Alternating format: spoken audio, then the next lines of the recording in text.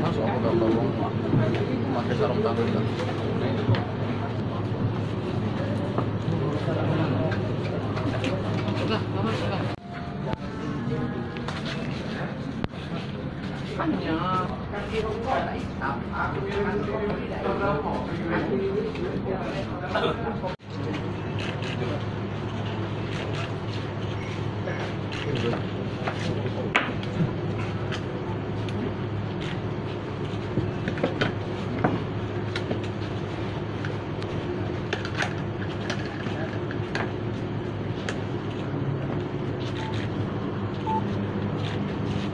Oke. Kita akan ketahui bahwa hari ini, tepatnya tadi subuh jam 3.30, anggota kami dari jajaran Reskrim Polresta Palembang telah berhasil menangkap DPO yang selama ini betul-betul meresahkan masyarakat, di mana ada puluhan TKP, bahkan kalau kita lihat dari laporan yang ada, kurang lebih ada barangkali 30 LP yang bersangkutan. Tetapi saat ini yang sudah terdata, yang sudah dilaporkan oleh anggota kami, jajaran TKP maupun masyarakat yang melaporkan, ada 9 LP yang sudah ditemukan.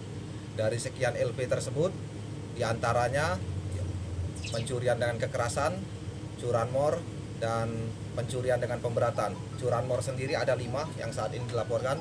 Mudah-mudahan nanti dari beberapa polsek yang lain ataupun dari beberapa polres yang lain, nanti datanya kita akan nilai kembali apakah ada LP-LP yang lain yang dilakukan oleh pelaku yang hari ini kita tangkap, dan karena yang bersangkutan melawan petugas sehingga kita lakukan tindakan tegas, dan korban saat ini atau tersangka saat ini meninggal dunia seperti rekan-rekan lihat ya.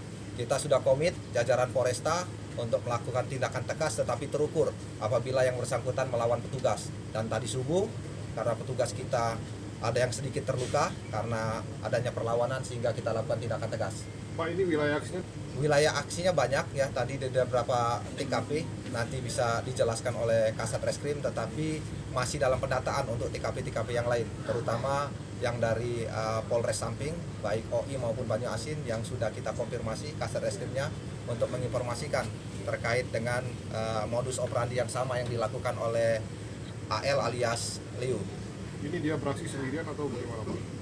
Untuk saat ini masih 1 orang karena ini DPO kita sudah lama ya, karena yang betul-betul meresahkan, tetapi ada beberapa orang lagi yang akan terus kita lakukan pengejaran. Tadi ketangkep di sekitar alang-alang Lebar Daun.